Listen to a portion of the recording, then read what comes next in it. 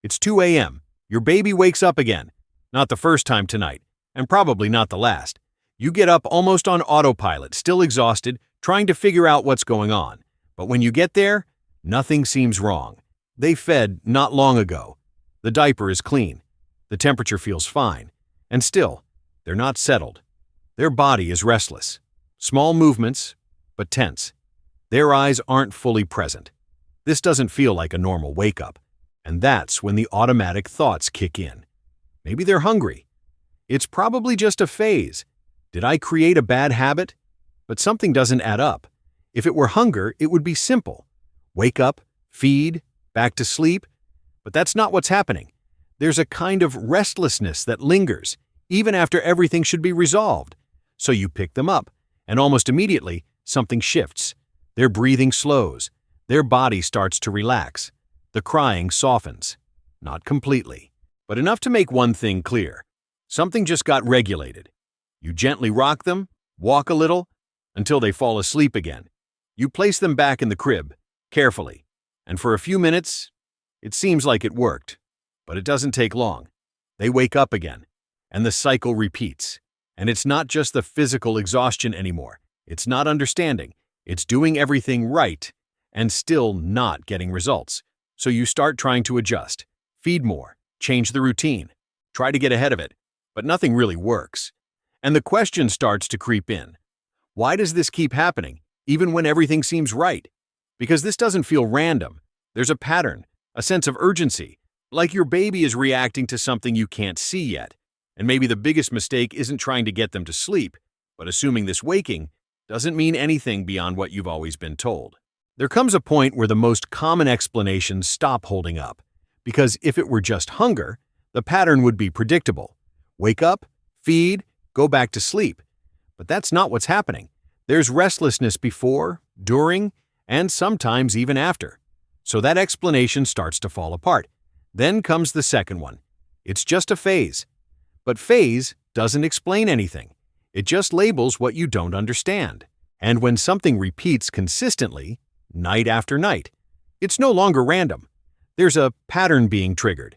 Then comes the third idea. They've developed a bad habit.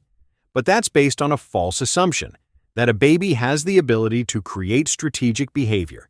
Their brain isn't developed enough for that. They're not manipulating. They're not testing. They're not creating dependency. They're reacting, and reacting in a way that's completely consistent with their stage of development. So, if it's not hunger, not just a phase, and not a learned habit, then what's left isn't a simple answer. It's a deeper one. And that's exactly where most explanations stop. Because understanding this requires looking at something most people never consider: how a baby's brain actually works. To understand this behavior, you have to shift your entire perspective. Stop looking only at what the baby is doing, and start looking at what their brain is capable of doing at this stage of life. At birth, the human brain isn't fully developed. It's functional, but far from complete. Some areas are active very early. Others take years to mature, and this creates an internal imbalance that shapes almost everything a baby does. The limbic system, responsible for basic emotions like fear, alertness, attachment, and discomfort, is already active from the very beginning.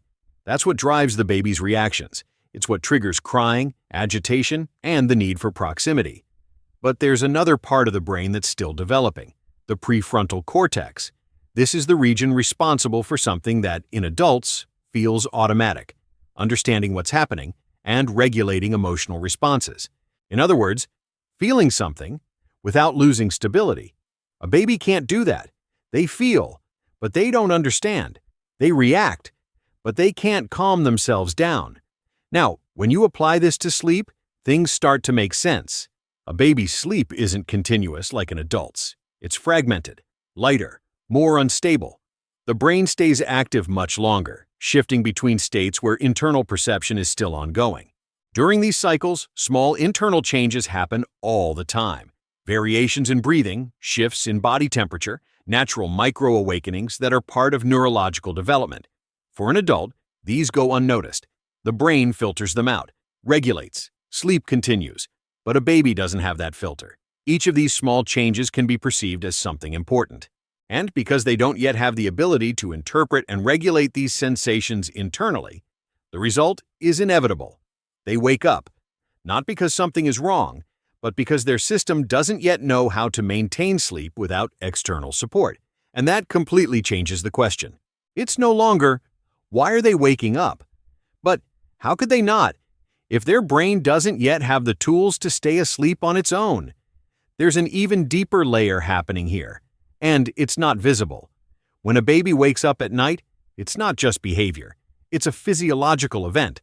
The moment they open their eyes, the brain has to interpret the environment. And here's the key point. A baby's brain doesn't clearly distinguish between what is safe and what is simply unknown. For them, the absence of signals can already feel like risk. And that's where one of the body's most important systems comes in, the HPA axis, responsible for the stress response. But stress here doesn't mean something extreme. It means a lack of predictability.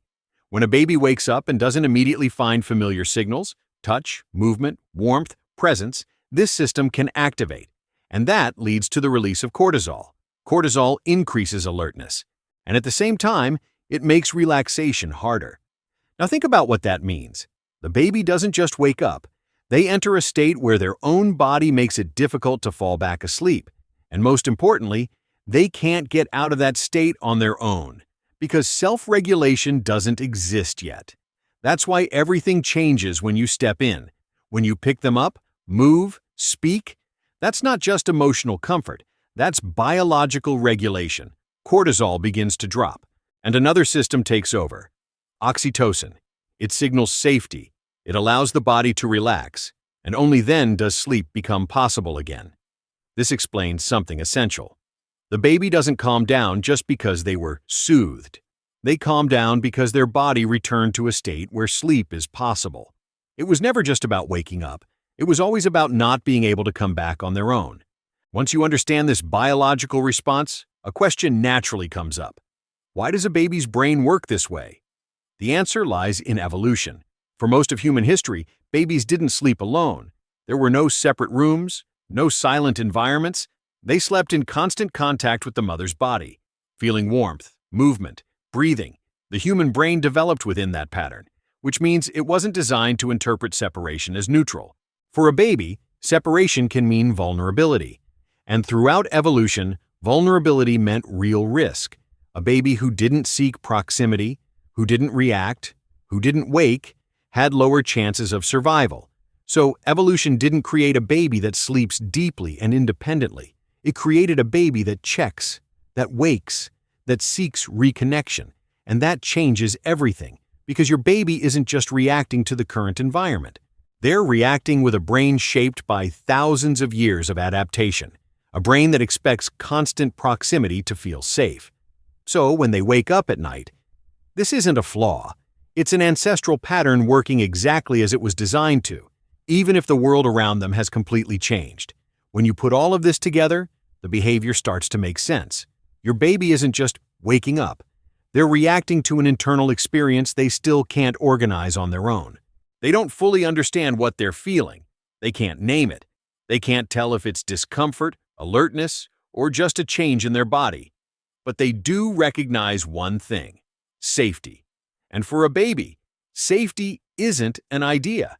It's a physical sensation. It's presence. It's contact. It's proximity. So when they wake up in the middle of the night, even when everything seems fine on the surface, what's happening isn't a simple need. It's an attempt at regulation. And once you start seeing it this way, something shifts. Waking up stops looking like a problem to fix and starts looking like a form of communication. Not verbal, not intentional, but highly organized. It's as if their nervous system is saying, "My body left a state of safety. I don't know how to get back on my own. I need something that still exists outside of me." And when you show up, when you hold them, touch them, move with them, it's not just the crying that changes. Their internal state changes. Their brain finally finds the signal of safety it was looking for. And that's why they fall back asleep, because it was never just about waking up. It was always about not being able to come back on their own. Here's the part almost no one talks about. There's a strong expectation that a baby's progress means stopping night waking, sleeping through the night, staying quiet, not needing anything anymore.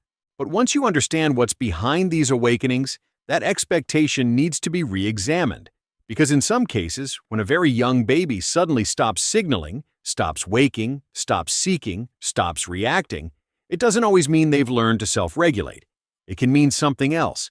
It can mean their system adapted to the absence of response, that they reduced their signals, not because the need disappeared, but because biologically they no longer expect a consistent response. And that completely changes how you see the behavior. Waking, seeking, signaling isn't a flaw. It's a system working. It's the brain saying, I still need connection to stay regulated. So the goal was never to eliminate night waking at all costs. The goal is to understand what it represents. And most importantly, not to confuse silence with development. Because in some contexts, silence can simply mean the absence of response, not the absence of need. And that difference changes everything about how you interpret what's happening inside your baby's mind. Maybe the goal was never to make your baby sleep through the night, but to understand why they can't yet. Because when you look at these awakenings without the filter of common beliefs, they stop looking like a problem and start revealing something much deeper, a developing brain trying to maintain safety in the only way it knows how. Before words, before logic, there is communication. And when your baby wakes up in the middle of the night, even when everything seems fine, what they may be saying is something simple. I still need you, because on my own, I don't yet know how to feel safe.